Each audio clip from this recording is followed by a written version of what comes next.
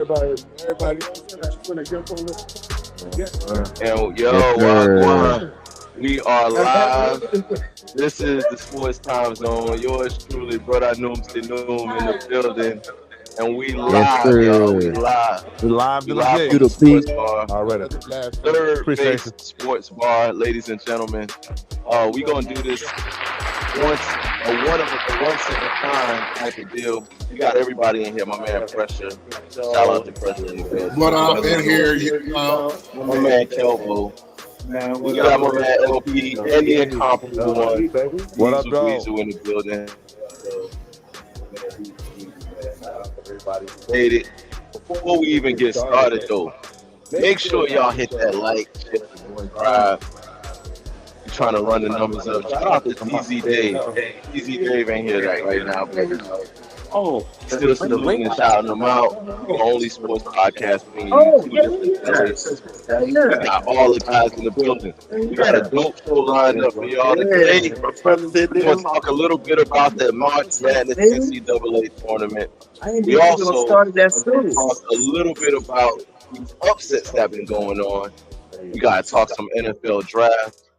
And you know, we got to have a little mock draft to break down who we think are going to be the top 5 picks in the NFL draft. But before we even get started, like TZD would say about this time, make sure y'all follow us on IG, you know what I'm saying? SportsTime_zone. Make sure y'all hit us up on SportsTime_zone. Shout out to your bartender. Could I get another, same thing. Run me back. We in here, y'all. Sports Time Zone. But before we even get started, Cousin Noomsy, Wagwan, you good?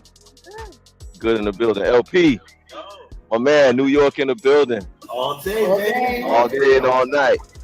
Yo, Yo. we got wings, we got drinks, we got the whole 9 yards. So let's just jump right in. Without further ado, man, this is March Madness, and there's been a lot of madness that's been going on so far. First things first, there's been a lot of upsets in the first round of the NCAA tournament, y'all. A lot of upsets. Every year for the last 5 years, in the first round, we see to have all of these upsets. The top teams are going down to teams that are not even favored to win. So it's got me to thinking, wagwan with all that. It's either these higher ranked teams are not prepared and they're taking these lower ranked teams for granted, or these lower ranked teams are just playing out of their freaking minds and they creating all these upsets. Or could it be, as my man Diesel Greaser would say, this shit rigged? So I don't know. So let's start. I'm gonna start with you, Diesel.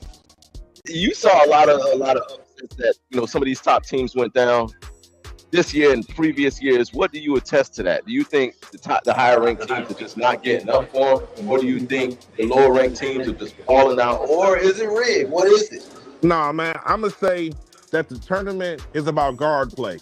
And that's what it is. All you got to do is have one competent guard that people can't stay in front of and play D, and you got a chance, man. I love Mateen Cleaves. Exactly, bro.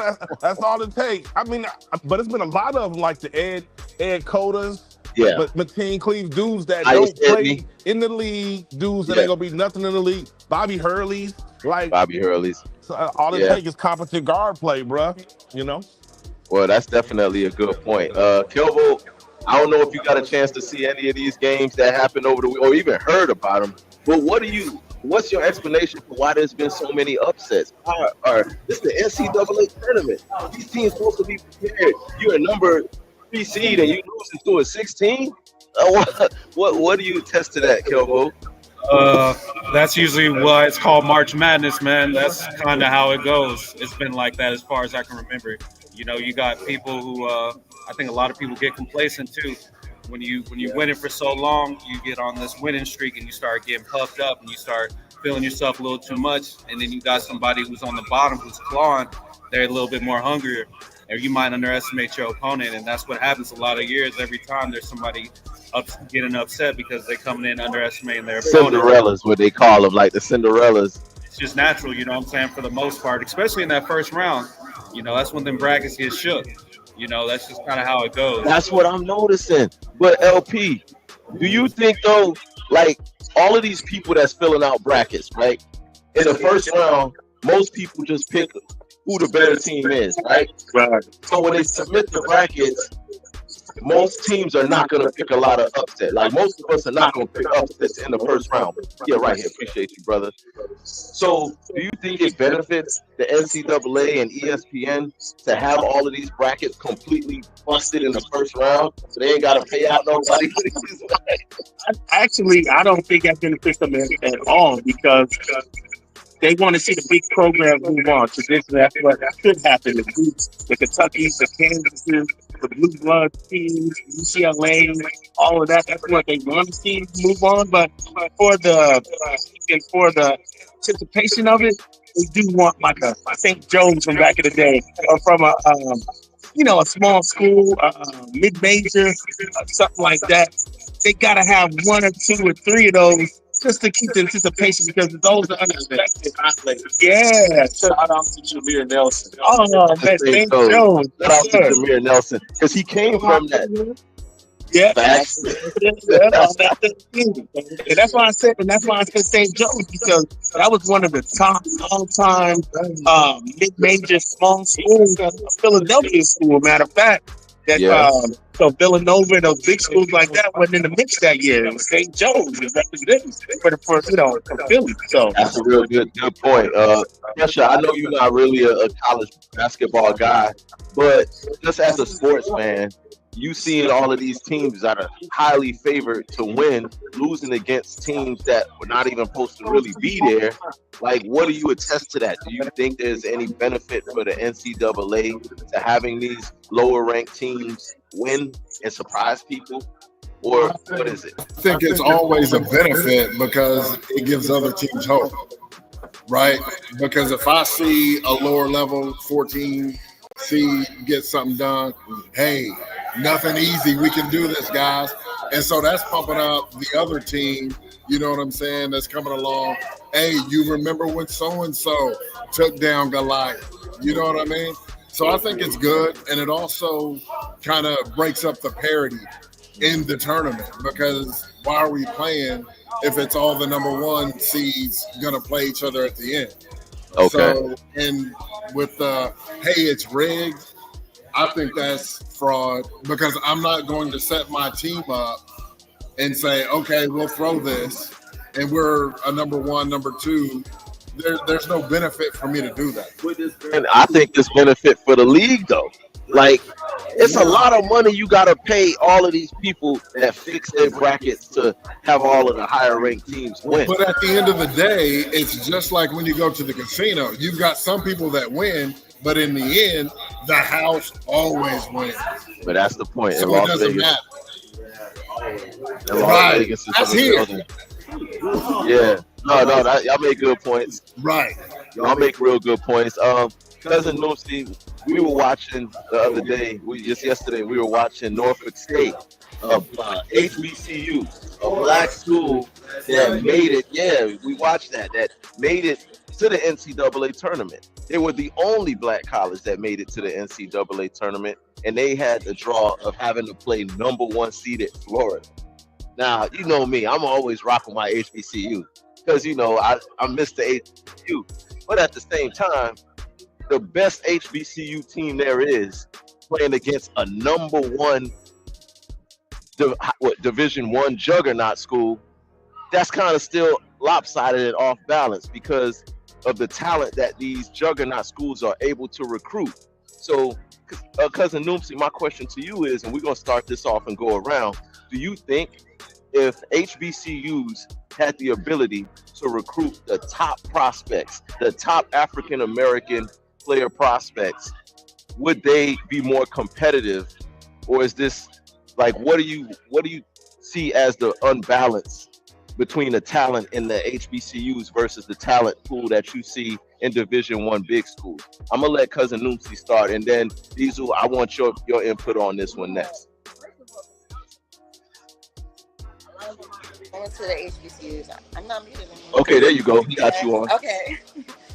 A lot of the bigger universities and schools, they're the ones that get the scouted the most. I think now more attention is being centered onto these HBCUs, which is going to probably bring in more scouts. But ultimately, I think that's where all of the contracts are. I think that's where all the bread is at. These D1 schools. So basically, you saying because the HBCUs don't have the money and the sponsorships and the endorsements that these big name major schools have, a lot of prospects don't want to go to HBCUs because they know they're not going to get the kind of exposure. They're not going to get the exposure. But these will,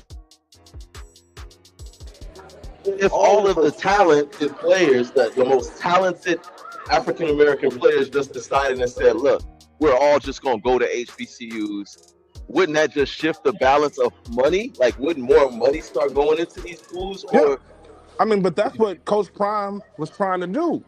Yeah. The whole thing is like, I mean, it's a lot of people forget that in the 70s and 80s, the best players that was going to the NFL was coming out of HBCUs. Facts.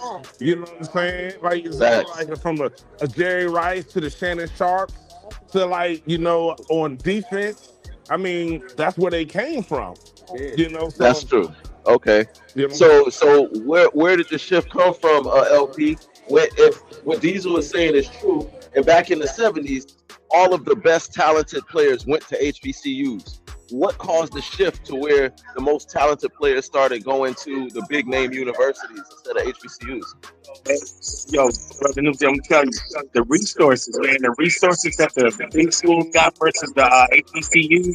I went to HBCU, and you know, the resources are like to a UT or something like that, or Alabama or Oklahoma or Michigan or something like that. They got top tier,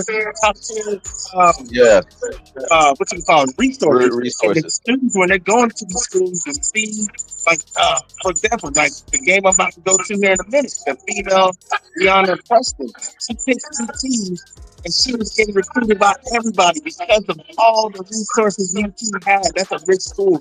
And the HBCUs, you know, they don't got the same resources and money that they're getting over the other D1 schools. And I think that's what steers players and student athletes versus the 70s and 80s, even though they always had resources, but as time evolves and goes on, those students, those resources mean a lot to those kids when they go there. And like this brother was saying over here, that's what they were trying to do early on, like with the Jerry Rices and everything, and Shannon Sharp. You know, they're trying to keep them home, keep them at those little HBCUs, but man, just the resources and what you can get at those schools. The money. Jumping pressure. The thing is back in the day, they weren't getting recruited like that. Right?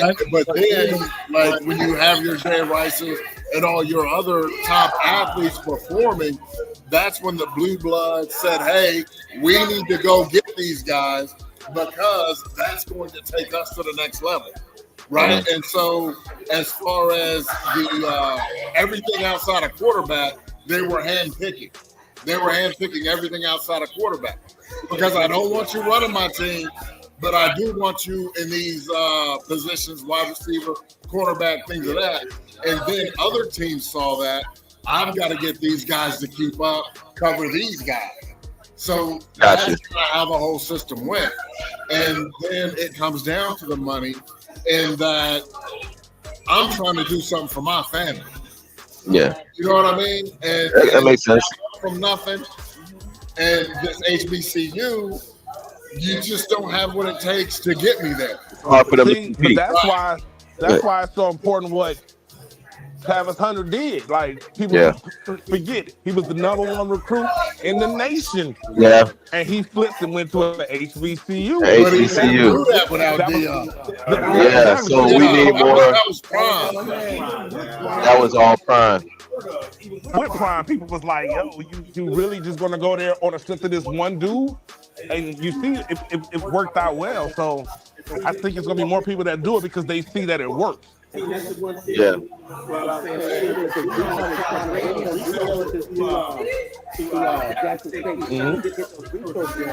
Like Colorado or something like that. Even I think he can put his own money to try to get the resources to the Jackson State. But make it like a big prime university, so the kids would want to come there But he can only do so much, though. The school and some of those HBCUs, they're ran by other big universities that pours the money, and so whatever money they want to give to the HBCU, they got to take whatever the big other university that's ahead of them wants to give them. So I want you to jump in on this because, as I was telling you, I watched that game. Me and my cousin, and then Tony, we all watched the game between Norfolk State and Florida. Now, Florida did blow them boys out by like 20-some points, but you know how some blowouts look like, okay, they blowing these boys out. And some blowouts look like, well, it don't really look like a blowout, but it is. Norfolk State was fighting. They played hard, and their fans showed up. And just the fact that they were fighting so hard and they made it look like a competitive game, do you think, like, let's say Norfolk State would have knocked off Florida, what will it take for that balance of power to balance out between HBCU teams and these big-name college teams? Would it take a major blowout like Norfolk State beating a team like Florida to bring that attention and that's maybe more notoriety? Or do you think it's just never going to be a level playing field? The big teams is always going to be like this, the way that it is. Honestly, I think that the NIL has ruined it, bro, because HBCUs ain't got the money to compete with the True. NIL. What do you think of that, Kelvo? Go ahead, chime in. Man, yeah, it's not going to change, dude. It's just how it's going to be. Yeah. It's got to get used to it, unless, you know, all these so-called, you know, pro-black people with money, you want to actually kick in some real money and really, like, boost these schools up. Because, I mean, I'm going to be real with you. We spend the most money out of all the races. So if you put that money off the bullshit and you put that into these schools like you claim you do, then maybe you might do something. But we know what happens when we all start coming together and putting money in the shit. Stuff starts happening, you know. Where the money at? Yeah. Hey, though. There's a lot of money out there, like you said. So people that have money already, or even current superstars or current millionaire players that already made their money, they already got their bag. If they started putting more money into these universities or these HBCUs, then maybe that could change it. But again, it's the talent. Because Norfolk State, and I was telling y'all, that's the team that I went to watch when I was in VA. Remember, I went to watch the game, and I was there, and I was going live. That team was the best HBCU basketball team in the nation. They're better than any other basketball team that's an HBCU. So what we were getting was the number one HBCU team playing against a number one NCAA Division I. And when you watch the game, the talent level didn't look that different, did it? It didn't look like Florida was that much better than Norfolk State. The score would indicate it, but if you watch the game, and then Norfolk State wasn't getting any calls, so the officiating was highly leaning towards Florida. Norfolk State was attacking. They weren't getting calls. Florida was getting calls every second. So if the balance of power was a little bit more balanced, I honestly don't think our HBCUs are that far behind these big teams in talent. I just think it just takes maybe a few of these big name recruits to come over to HBCU, and that'll even it out. But like to Kelvo's point, it may never change because there ain't no money coming into the HBCUs. Higher, you know, all of those big schools have the right to do that. And they hire within the university, so they save money too. And it's going to take the big name coaches like Prime to go to these HBCUs to attract the talent. That's true. And then again, it just comes down to the resources. I mean, I seen it when I went with one of my boys' niece when she's getting recruited to UT. It's like, man, when these kids are getting shown, like where they're going to be living, the dining hall is going to be, all of that plays a big decision into these kids saying, hey, this is going to be my life for 4 years, versus the HBCU where the resources, it's just lack of resources. I think if HBCU had the same fair resources that the other D1 schools have, it would be an even playing field on the way. That's all it really comes down to, the money, the resources. That's really it. And that's all I'm saying there. So I think we kind of all agree that it really comes down to the resources, and these HBCU teams are kind of at a disadvantage just based on the level of talent that they get versus the level of talent that the bigger schools get. But we'll see. I was really encouraged by what I saw by Norfolk State. They lost the game by over 20, but they have nothing to hold their heads down for. They attacked, they didn't give up, and they played hard. So we'll see what happens going forward, and if this is a trend that more HBCU teams will actually qualify for the NCAA tournament. Now, moving along, going from the college ranks of sports over to the professional ranks of sports. The NFL draft is right around the corner, y'all.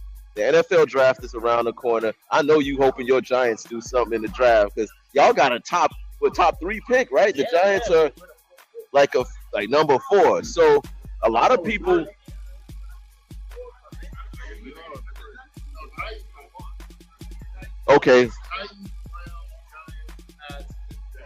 Okay, so you guys are a top 3 team, a top 3 draft pick team.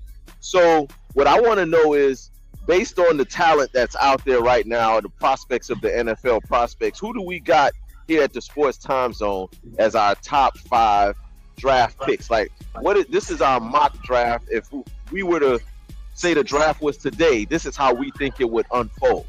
Now, me personally, I feel like the number 1 team with the number 1 pick, Tennessee, they have a lot of needs. The Titans, they need everything. They need a quarterback, they need a receiver, they need a DB, they need everything. But I say, when you got the number 1 pick, you got to pick the best player. That's just my opinion. I know you might need a quarterback, but if the best player overall is a receiver or a DB, I go with who's the best overall. And I think the best player in college football, in my opinion, is Travis Hunter. I think it's Travis Hunter. Now, a lot of people don't have him going first. I got him going number 1 overall to the Tennessee Titans. So I got my number 1 pick being Travis Hunter of the Tennessee Titans. And number 2, the Cleveland Browns. The Cleveland Browns need everything too. But they did just re-sign the Garrett. Yeah, they Garrett. Got to deal with him. So I think they shore up the other side of their defensive end. Like they secure that other side, and they draft that brother Abdul. I watched him. He can really attack the quarterback. He can pursue the quarterback. He can get there in a heartbeat. And he's the best defensive lineman that's in the draft. So I think Cleveland might go with defense just to bolster that defense because they know their offense. They got too many holes on offense to try to fill in the draft. I say shore up the defense and then let the dice roll where it may. So I think they go with Abdul. Number 3, the New York Giants. Yo, the Giants just signed, is it Jameis Winston? Y'all just signed Jameis Winston for Florida State. Jameis Winston, go and make it. As no starting quarterback. I know you gonna come in to defend Jameis. Exactly. You know what you're gonna get. That's my point. And what you're going to get with Jameis Winston, I don't think is the long-term answer. So I say the New York Giants draft. I think they draft the best quarterback in the draft, and I think they go with Cam Ward. Well, what's surprising about that, I want to say this, I'm a big Giants fan, I know this. The Mara family that owns the Giants historically never, ever, ever drafts black quarterback. Okay. They never have. When Geno Smith, that was the first time in Giants history that the New York Giants had a black quarterback. When the Jets. The Giants. The Giants. Oh, okay. When they started Geno and benched Eli. Why? I don't know. But that was the first time the Giants ever had a black quarterback ever. So for them to sign Winston, I was shocked.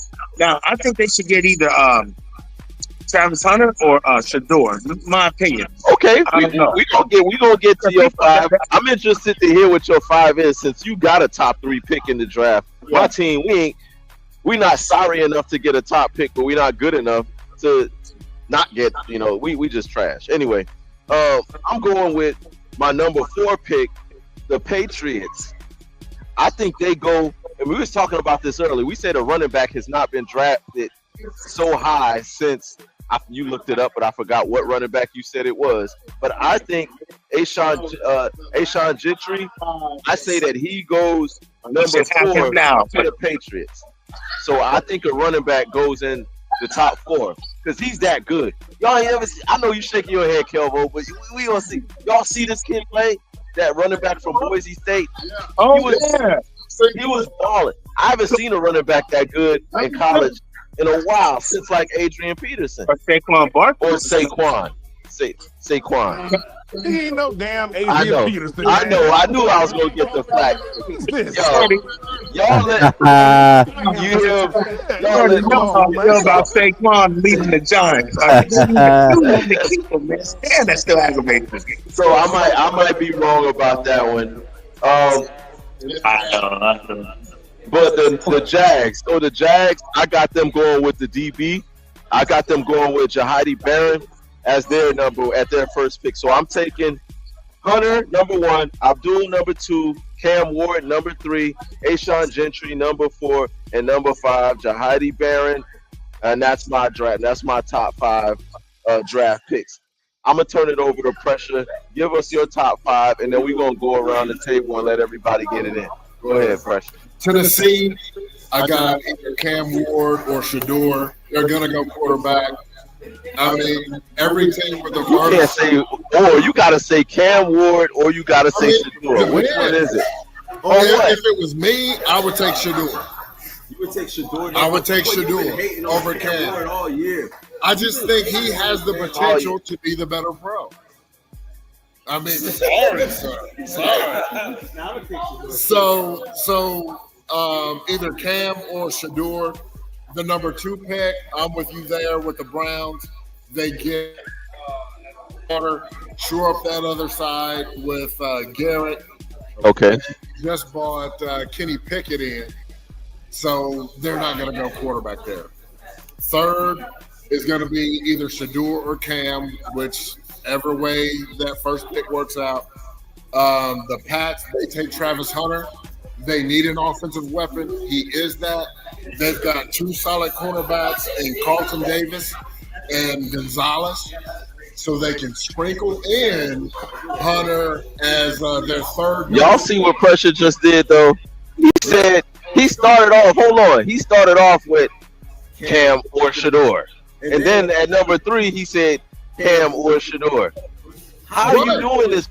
You got to make a pick. You tap dancing worse than TZ. No, not at all. And you can't pick as I said, tomorrow will either be sunny or it might rain. Hey, meteorologists get paid billions of dollars to be wrong. Every day. So, again, Travis Hunter with the Patriots. Okay. And the Jags, they go with Mason Graham. You think Hunter falls that far? You don't think Hunter's a top 3 pick, guaranteed? You know? No, I think that the Giants and Tennessee are going to go with a quarterback. Okay, fair enough. So Mason Graham, they pair him with Mason Smith, and they've got a high motor, very physical front in Jacksonville. That's what I go with. Okay, good stuff. I know, because I said it, ladies and gentlemen. Well, again, Pressure didn't really give a definitive first number 1 pick. So it could either be this guy or that guy. Kelvo, can you please give us a definitive top 5? Yeah, I got you, bro. Thank you, brother. So, number 1 pick, I'm gonna go with Cam Ward. Ooh, he's wrong. Okay, at least he stuck. At least he stuck to his convictions. Hey, I think Cam Ward's got higher potential. I think a lot of people are kind of like doubting Shador because of like his situation in Colorado. I think people kind of fault him for being under his dad, and the offensive line was trash. So it's kind of hard to judge him, but I think he's definitely you can't go wrong with either one. But I'm going with Cam Ward. Number 2, I hate to say it, but I honestly think the Browns are going to draft Shador Sanders because Deshaun Watson isn't going to be back next year. They need a quarterback. They do.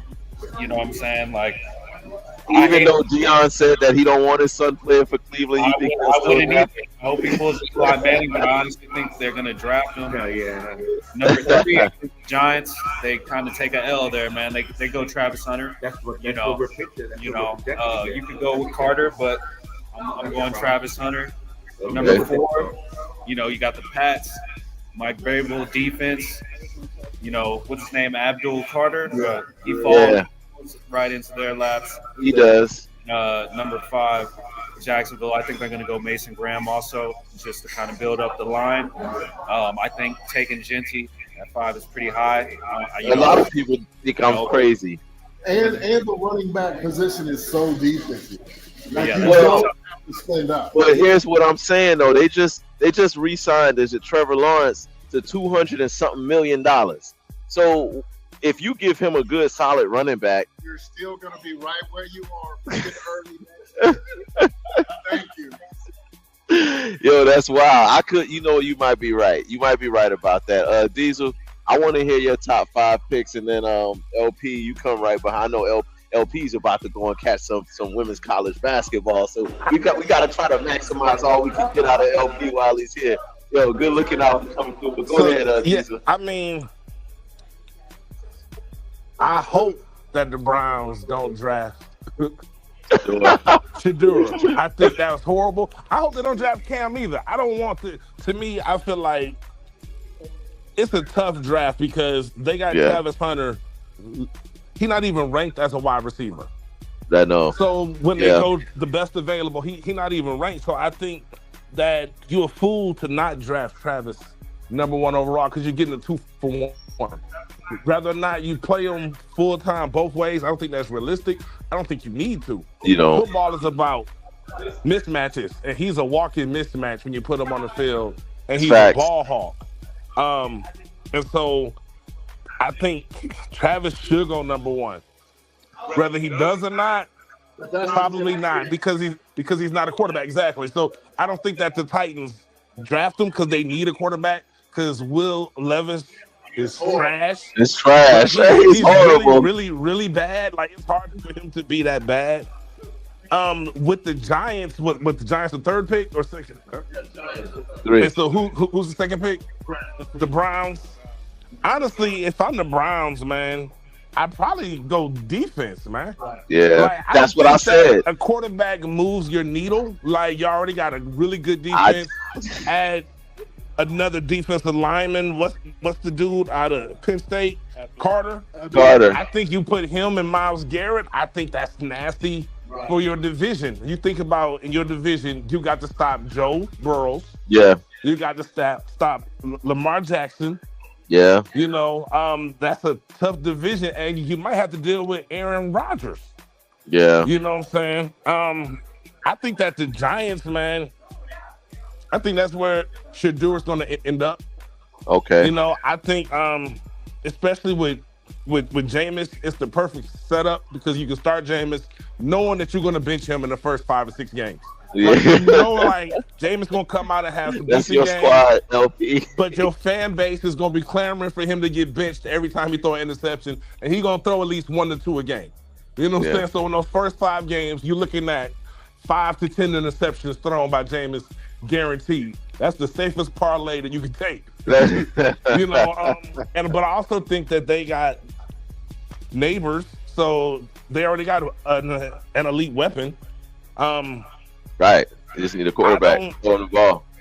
As much as I would like to see Ashton go in the top 5, I'm the only one who thinks so, huh? I mean, well, the last back to go that high, and I don't even think he went top 5, was Gibbs. Where was Gibbs? He went 12. He went 12. I mean, but that was still high for a running back. You know what I'm saying? Yeah. Bijan hasn't lived up to the expectations primarily because of exactly. Yeah. Okay. And so who's the Patriots? So number 5. The Patriots. Oh.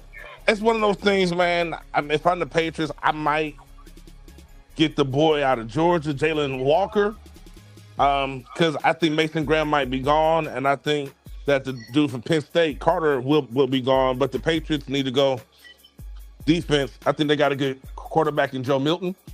I think they can build around Joe. Joe look good from what I saw last year. He big, he strong, he fast. And who got the 5th pick? Number 5 is Jacksonville. Yeah. Man, honestly, if I'm Jacksonville, I might draft an offensive weapon. I might draft Gentry at 5. You know, okay, so you got that the only way that Trevor Lawrence is going to be anything is with a solid run game. Thank you. That's what I said. They just gave Trevor Lawrence all that money, so he needs a running game. So why not have the stud running back? So these Phillies will go to your 5. TZ chat, they're both wrong. Anyway, go ahead, LP. I know you got to roll out. So let me get your top 5 picks, yo. Number 1 pick, Tennessee Titans. Tennessee, number 1 pick. The college football, I'm not sure. All the players, I'm probably need y'all brothers help a little bit on some of the players. I just know Cam Ward, Shador, and Travis Hunter. So Tennessee got the first pick, right? They got number 1. Okay. So who do you think they pick? You think they go Travis Hunter, Cam Ward, or Shador? Man. I feel like they're gonna go with a quarterback, though. I think they're gonna go with Ward for some reason. My opinion. I see Cam Ward going to Tennessee. I think I see Cam Ward going to Tennessee. Yeah. So that's 1, right? That's 1. And number 2, Browns. They don't have no quarterback, right? They got 2 of them. They got 2 because you got Watson and you got take a shot. Yeah. So no, I think with the Browns, I think they're gonna. I think even though I know Dion don't want his son going there. But I think they're gonna this episode, yo. I think they're gonna they do it Eli how Eli's dad get him from San Diego to the Giants. Let's do something like that. I think he's gonna go to Cleveland, or Cleveland's gonna pick him at number 2. Then my Giants is 3rd, right? Yeah. So the draft experts and all that had Travis Hunter going to the Giants anyway. Stuff that I was seeing, they were saying projections he's gonna go there. Who's gonna throw him the ball? No, man, I don't know. Who's gonna throw him the ball? I think the Giants are gonna go. I think they're gonna go with Travis Hunter, though. I feel like at that point, I think he'll be the best available player. Going by who you said go before him. So at that point, Travis Hunter would be the best player. But wait, either they'll get Shador or Cleveland will get Travis Hunter. It's usually going to be a swap, like Cleveland or the Giants. Either one. That's just my opinion. Either Shador go to the Giants, because I heard Dion said he don't mind him going there. That's a big market. We know New York City. You got to represent. You got to come play hard. So I don't know if there'll be too much pressure for him coming to a market like that. But I would love to have him there, though. Real talk. I would love to have him there. So that's 3. So I'll just go with Travis Hunter for 3 for the Giants. Who's the 4th? Patriots. Okay, now out of those 3 college players, what are the other college players available? Top 1. Still have that move on the part of okay. defensive tackle Mason Graham. Mason Graham. And what school did he come from? Michigan. Okay. Those are both defensive guys, right? Running back, Gentry, who he wants to phone up on somebody. He wants Gentry. Where's he from? Boise State, right? Okay. So, let's see. What's the Patriots got? He ran him into the ground. He's had 1,000 rushes. But no, y'all help me out because those 3 college players run him into the ground. So by the time he gets to the pros, he's gonna have 1,000,000 miles on him. I think Patriots are gonna go with the cat from Michigan. What's his name? Y'all say? Mason Graham. I think they need a lot too. We all need a lot. The Giants need a lot. But I think they're gonna go with Mason Graham. That's my opinion. Okay, for the Patriots. So that's what 4. So the number 5, Jacksonville Jaguars. Jacksonville Jaguars. Now they've invested a lot in that quarterback that they got. Lawrence. So they don't need a quarterback. No. They do. Yeah. At this point, I think they may take a chance on that running back from Boise State, possibly. Thank you. But they don't got to run it. That's what I said. They don't got a running back in Jacksonville, right? They don't got a running back in Jacksonville, do they? Nah, like they don't have a running back in Jacksonville. Okay, not to that level. So I think the offset with the Lawrence quarterback, maybe they'll go with him. So I'll go with number 5, the Boise State cat. That's what I appreciate, LP. The running back. For Jacksonville, though. For Jacksonville. LP and Diesel all have him going in their top. We all got it going number 5. So we'll see what happens and see how smart we look when the draft comes.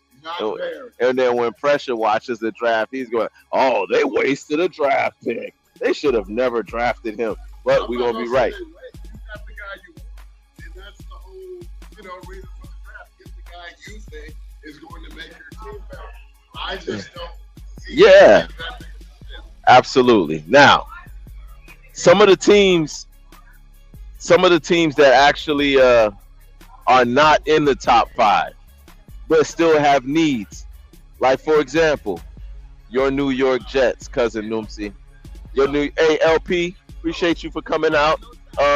These your fellow New Yorkers, so y'all can, do each other, you fellow New Yorkers. Jameis Winston, if he throw the ball less than 25 times, he's pretty amazing. His kicks come after 25 attempts, bro. True. Because I'm a Florida State fan. Diesel is a Florida State guy. That's right.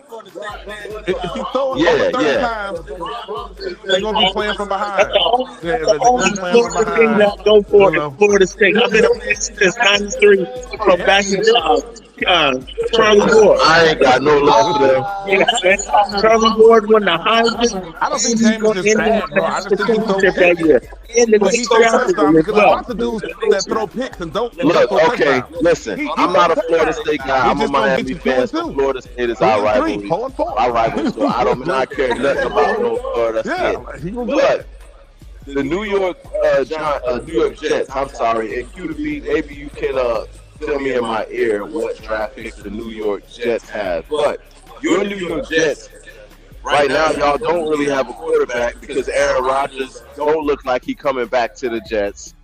You still have a pretty good defense. What is it? Yeah, she's an unfortunate Jets fan. So what is your need being a Jet fan? First of all, go ahead, get off what you got to get off. No, talk nice to me first. talk nice. Please. Okay, so I apologize. Okay, go ahead, run it Your back. New York Jets have a pretty good defense. Right. You have a need at quarterback, Yes. and you don't really have a quarterback right now that you're saying is going to be the starting quarterback. What do you think, as a Jets fan, is your biggest need from what you watched of your team last year? Do you guys need a quarterback? Do you think maybe you need more help on defense? Do you need a wide receiver? Do you need a running back? Do you need better coaching? Right. You need everything. Yo, what do you need? Okay. Second, we do need a quarterback. Our defense is on point. And I think if we actually had the right coaching staff, I think we'll be all right. You had Salah. And Salah was the guy. I really loved him. Salah was the guy. I hate having this conversation. Salah was a clown. Salah was a clown. Aaron Glenn's the man. Trust me.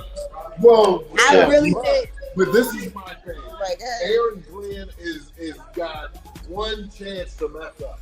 Aaron ain't gonna be there 2 years. Right. Because they're gonna stink and they're gonna fire him. And it's not gonna be his fault. Because what happened is they let Aaron Rodgers hold that team hostage. Right. And they I agree. That team 100%. For absolutely nothing. Wow. What happened? Well, Aaron Rodgers has the cachet to be able to demand what he wants. He wanted his certain wide receiver. They brought that wide receiver in. He wanted this guy. And he wanted that. When you're an Aaron Rodgers, you get to call your own shots. But Diesel, you're Tampa Bay Bucks. I don't know what pick you guys have, but what does y'all need that you guys need to fill in the draft? What are y'all looking for? We can't solve our problems in the draft, man. Our problem is Ty Bowles, bro. I hate our coach, bro. He ain't a good coach. He hating on a black man. and I'm explaining to you why I'm hating on the black man. Ty Bowles is our head coach. He's supposed to be a defensive guru, a defensive genius. So as a head coach who's a defensive genius, at a minimum, your defense supposed to be good. Our defense been ass for 3 years. He ain't the solution, bro. Our quarterback is 5'11". We got Baker Mayfield throwing the ball. No disrespect. I know this your boy. He 5'11", bro. He 5'11". He's not. So actually, Tampa Bay is the reason why the Lions are trying to get the NFL to change the seeding. And instead of the division winners, it's the best 14 teams. And they use our division as an example. We don't win our division 3 years in a row at 9-8 because our division is trash. And so what's happening is teams are building their squads like the Cowboys. They build their squad to win their division. but then you're not building a squad that can win against the rest of the league. And this is why Tampa Bay lost to the damn Commodores, because in our division, we good because our division trash, bro. You know, so honestly, we need defense. We need defense, you bro. can't blame the coach on that, man. Players got to make plays, man. You can't go out there and tap into before you straight up. You know, somebody got to make plays. Everybody's hurt. But bro, it don't matter. It's just a part of the game, bro. Godwin's been hurt. Yes. But none of them dudes play defense. You name 2 wide receivers. None of them dudes play defense, man. I would be further up. And I've given my defense a cushion at that point. Yeah. Because basically those 2 guys, when they're all together, you know good well. Baker not our problem. I just don't think he's a Super Bowl winning quarterback. But I mean, nobody. He's a top 15 quarterback in the league. So he's a top half of the league quarterback. But at the end of the day, you need a top 5 quarterback to win a Super Bowl, man. And you don't need a top 5 quarterback. Just Jalen Hurts is the top 5 guy. You just need a good team. Close to a top 5. But they also got true, but they got a top 1 defensive line, and that's what it is. So you can get by with a top of the pack quarterback with a stellar defensive line, but you can't have a top 15 line and a top 15 quarterback. They based on some draft. Yeah. That's a GM problem. Yeah. That's a GM problem. But it's the same GM that picked Todd Bowles. It's just like, what need the Jordan need to build the draft and how to go? Man, for the Ravens, they probably could go DB or receiver. Okay. Maybe offensive line, offensive tackle. Take your mute. One of those 2 deals. We almost done. But yeah, one of those 2 things, man. I would probably say receiver, DB. Y'all need a receiver because y'all number 1 is too small. Zay is nice, but thinking where they're at, they're probably going to trade back. Probably go defense or something like that. You can really find. I mean, there's some good receivers that can go in the second round. This is a deep receiving class. So I'm thinking they're gonna go either DB or receiver, and then probably double back with the offensive lineman. You know, got to get some more weapons, man. Lamar Jackson out here going crazy. So. I mean, the NFL is rigged, man. You know how this goes, man. You got to beat the ref. You got to beat the refs. For the same reason y'all didn't run the ball.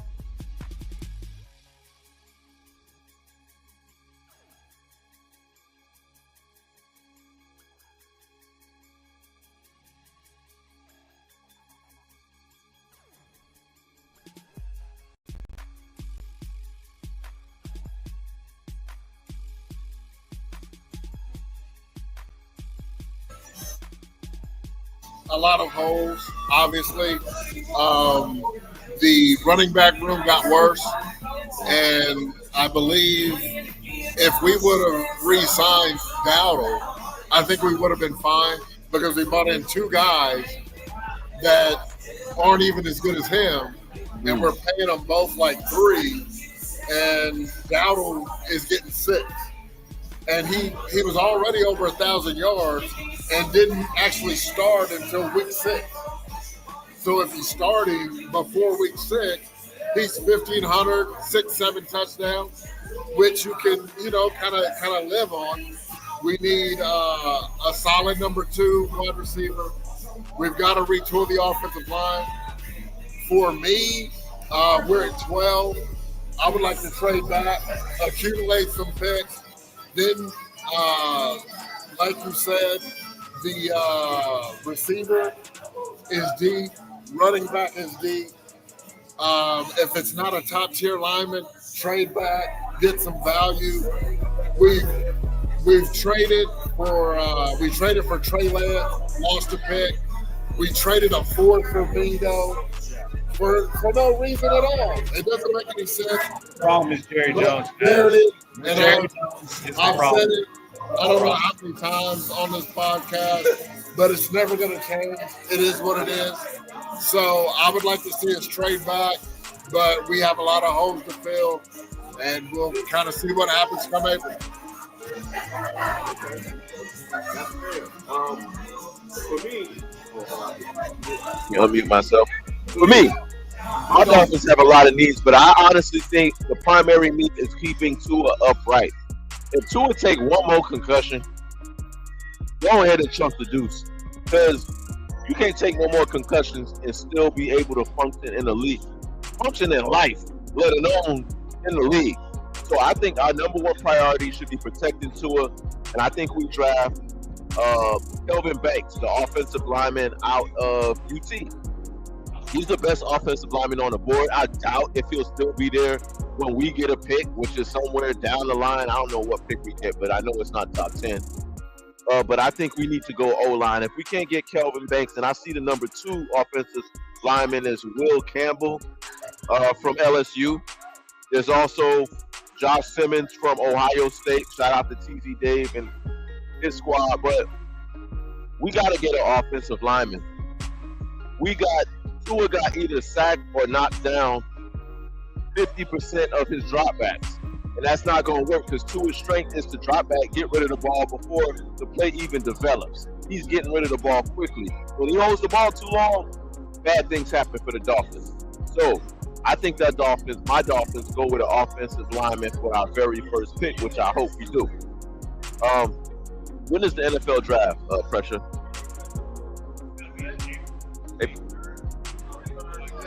Okay. NFL draft is coming up real soon, y'all. Make sure y'all tune in. Drop in the comments also who y'all think will be your number 1 pick. Give us your top 5 picks if necessary. So we got a lot going on. Now, we are getting close to the end. This is my favorite part of the show. At the Sports Time Zone, ladies and gentlemen, we're all about having a good time. We like to talk trash. We like to come here, eat wings, have drinks. I got my man Diesel, I got Kelvo, I got Pressure, LP was here. But we also want to educate everybody about certain people that y'all may not know about. Now, we just suffered a tragic loss in the sports world last night, as a matter of fact. George Foreman, one of the greatest heavyweight boxing champions or heavyweight fighters ever. I say he was a combination of Sonny Liston and Mike Tyson morphed into one person. George Foreman passed away tragically, but he's always going to be remembered. I have some memories, the Thriller in Manila with Muhammad Ali against George Foreman. I think that's what a lot of people know him for, Diesel. And if you knew the George Foreman that we all know, y'all will know how impactful he was to the sport of boxing. Remember, after the Thriller in Manila, George Foreman psychologically was broken down, so he stepped away from boxing for a while, came back, stepped away again, and then reinvented himself and came back as, I think, how old was George Foreman when he came back to boxing? After he stepped away for so long, he was a lot, somewhere almost 50, right? And he beat one of the top-ranked fighters at that age, and he was still doing his thing. So George Foreman, y'all, as we're looking at some clips of George Foreman, we want to send our condolences to the family and friends of George Foreman. Excellent boxer, excellent heavyweight, power puncher. I mean, heavy hands, extremely. Thank you. It changed the game, and it changed the game. The George Foreman grill. He created a.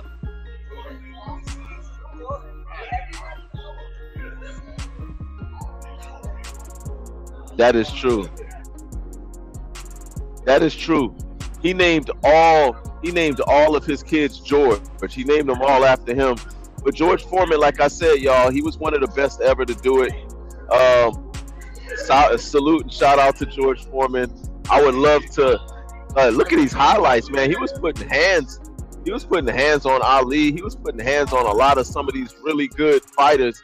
And now we just lost another one. So yeah, George Foreman, ladies and gentlemen. But if y'all don't know nothing about George Foreman, make sure y'all Google him, look him up, go on Yahoo. But he lost a great soldier, one of the greatest professional boxers ever. So salute to George Foreman. Now, we're coming down to our last couple of minutes, man. This hour has went by so quickly. I want to shout out everybody who came through, but Pressure, let's start with you for our 2-minute turn up. Last 2 minutes, everybody go around and give their closing thoughts, closing moments, bar is starting to get a little dark in here, and I'm on my second drink. So Brother Noomsi's about to wind this thing down. Precious, you start us off with our 2-minute turn up. Nothing much. Thank you, Q, for putting that up. This is what Tua needs. This guardian cap. If you're listening, get on that guardian cap, my brother. Stay safe out there. But for my last little 2 minutes, hey, I want to thank everybody for coming out. It's all about fellowship. That's what I'm about. That's what the time zone is about, is fellowship. You know what I'm saying? Bigging everybody up, wagwan, all that. Love your family members. You never know. You know what I mean? Time is short. Hey, tell everybody that you love, that are close to you. Let them know that you love them. Let them know, hey, reach out to me. Holler at me. I'm here for you. I love you. Bless.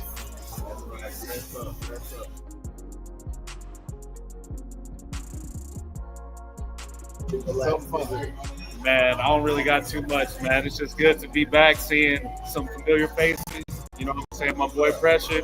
Get to meet the boy Young Diesel, cousin Noomsy. You know what I'm saying? Appreciate TZ and my boy Chill for putting me on. You know, just staying blessed, man. Just keep it righteous, man. That's all I got for you.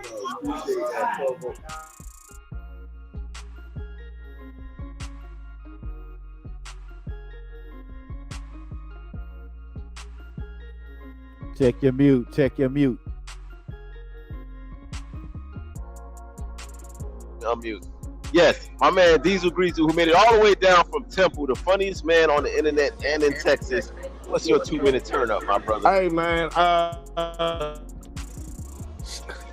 It just got real for the homie Yellow Beezy. You know, what's done in the dark will come in the light. Keep in mind that when he got arrested, they charged him with capital murder and he had no bond. He got a bond yesterday. So that means he telling, and that's on me, baby. That's on me. And Trap Boy Freddy is on the run, and he had a show in Killeen, Texas, and showed up last night and performed and got out of the case safely, bro. So I appreciate a brother that's working while he on the run from the police. And it's horrible police work, because there was flyers all over the internet saying he was gonna be at the club last night at Killeen, and y'all let that nigga come in and make it out. So y'all got to do better, man. Y'all got to do better. Shouts out to the crew, like my man Precious says, all about the fellowship. You know, it's always a good thing when you around good people, man. And let's keep the sports time zone moving, bro. That's all I got.